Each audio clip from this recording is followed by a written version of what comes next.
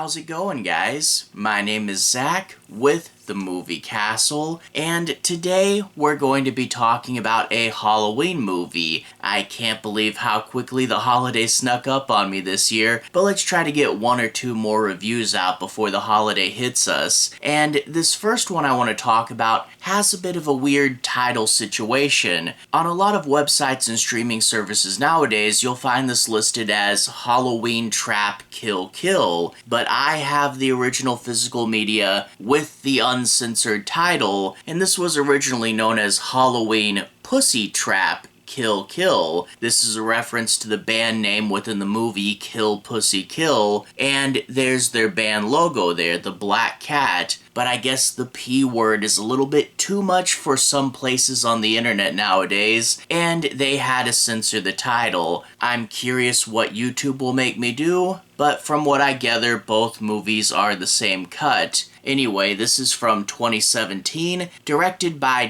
Cohn, and stars Sara Malakul Lane, who we've seen before on this channel in a few shark movies. We also have Richard Grieco, Margaret O'Brien, and Dave Mustaine of Megadeth as the voice of the mastermind character. Now, this is a movie I was really excited to cover. I mean, look at this DVD art here. That's pretty energetic and over the top, and that really does fit what this movie does. This movie's about a female punk rock band, and being a punk rock band and Halloween, they all have pretty intense, colorful costumes on. They're also pretty spunky and energetic, and also we will get a ton of music playing during this movie. So it's a very lively, energetic movie, and I really do appreciate that. We also have the villain there, and he has a family with him. It's him and like 3 other people, all with very distinct personalities as well, and that really makes it feel like the movie Saul mixed with the Texas Chainsaw Massacre, which is a pretty cool idea. Overall, I did find this movie to be really fun. It's a pretty enjoyable little indie Halloween movie. I do wish they pushed it farther in some regards. Like, I wish the girls in the band had more distinct personalities. I mean, you can tell who they are by what they do, but I wish we got to know a little bit more about each one of them. And I do wish the basement that they get trapped in had a little bit more going on for it as well. Like I said, I expected it to be more Saul-esque, and you don't really get too many clever or creative traps in here, and I wish they had shaken it up a bit. But all that being said, the movie really does have a sense of energy, and even though the basement is the basement and I wish they had pushed it farther, they do find ways to keep things going and keep it interesting the whole movie. Overall, this is one that I had fun with. It's not perfect, and I wish they had given the script a few more passes before they put it into production, but that being said, it still has energy and life behind it, and I thought it was a really fun little indie movie, and I can definitely recommend it.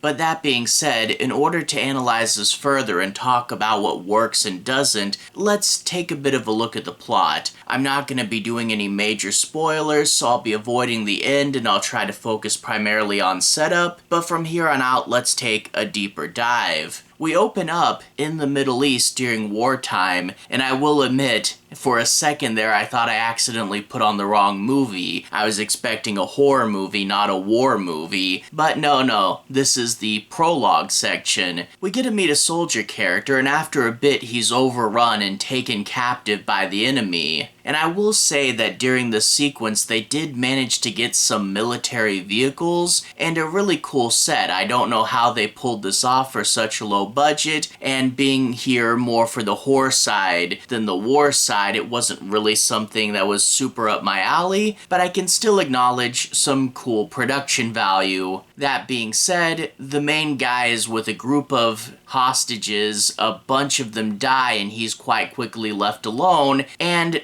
subjugated to torture by the enemy. And of course, all this happens to take place on Halloween. He's a sole survivor, he's tortured, and it's Halloween. We're going to see some ingredients go into play that's going to make him who we see him later on. After that, we jump to Halloween a few years later, and we get to meet our main characters, members of a punk rock band, and they're playing a Halloween show, which admittedly does kind of feel like the Mardi Gras scene from Hatchet, where it's a bunch of stuff happening really fast set to music, but it establishes the new tone for the rest of the movie. And after the show's over, we get to meet the girls backstage, and it turns out they're actually trying to play 2 shows in the same day, so after a little bit of partying, they do have to get a move on. But during this brief rest, a guy and a girl sneak off to the van to go make out. However, the girl gets uncomfortable and decides to stop, and the guy doesn't really want to do that. He'll push things farther than he should, causing her to scream for help. And wouldn't you know it, there's a guy in a military jacket and in a wheelchair just outside the van. Granted, it's a big empty parking lot. It is quite the coincidence he happened to be there and figure out what was going on even though they were inside the van, but whatever. Coincidence can get you into a situation. It's only a plot problem when it gets you out. Well, the commotion draws the rest of the bandmates and they get to see who they thought was their friend attacking a guy in a wheelchair. They quite quickly tell him to stop and he says, "Are these your friends?" And we can see from that line that he's put the mark on them. He's going to go after them. And I will say, yeah, I get going after the creepy guy, but the rest of the friends are quite quickly ready to say, hey, don't do that, we don't like this. They're not sticking up for him, so I don't know. Maybe just throw the one guy in the death trap, not everybody, but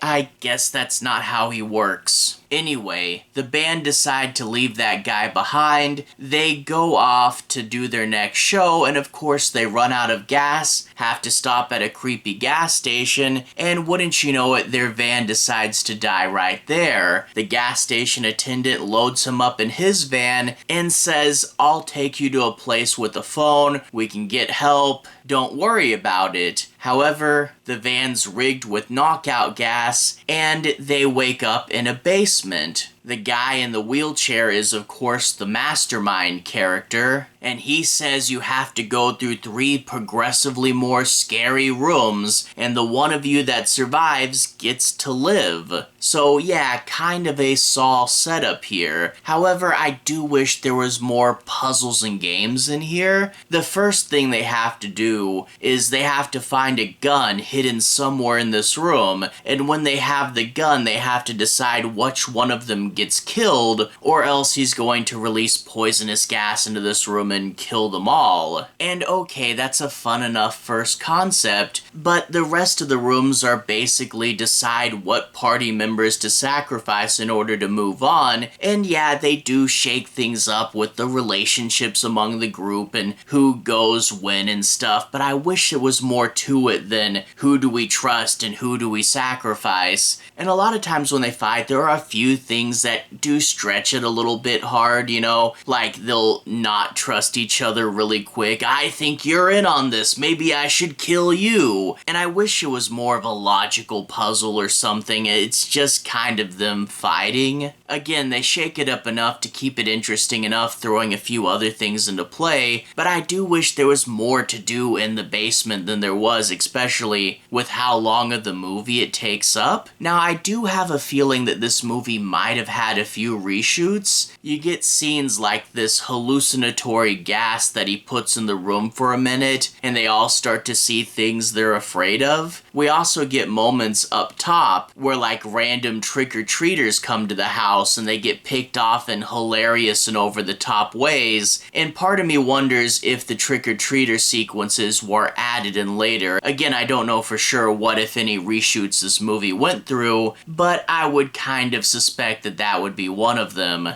good that they gave it a little bit of extra punch, but I wish more of the extra punch took place in the basement puzzles, but whatever, what are you gonna do? I will say, as I hinted at just a second ago, it's more than just this one guy, and the one guy is pretty cool, you know, bandages, he's in a wheelchair, but he's like the mastermind character with that cool voice. But you also have the guy at the gas station who's in on it. And then there's this woman that will play nice to the trick-or-treaters, but you know what she's really up to. And we also have a dwarf character that's like pretending to be their daughter or something. You can see they are going for a very Texas Chainsaw vibe. And I do appreciate not just having one cool killer, but having a whole group of them. That really does add a little bit of something to it. So yeah, I do wish they did a little bit more with this movie. I wish the basement was more involved, and I wish we got to know our main characters a little better. They're all pretty spunky, and again, with the games, you can kind of say like, oh, that's the mean one, but I wish they were more distinct, you know? I wish they all had their own fun gimmicks the same way that the family up top did, but whatever, it's good enough for what it is. It does have a lot more energy and life than a lot of low-budget films, and with the guest stars and like the army vehicles at the beginning, they did have a little bit more resources to pull from, so I do appreciate when this movie punched a bit above its weight. Again though, I just wish that basement was a little bit more interesting,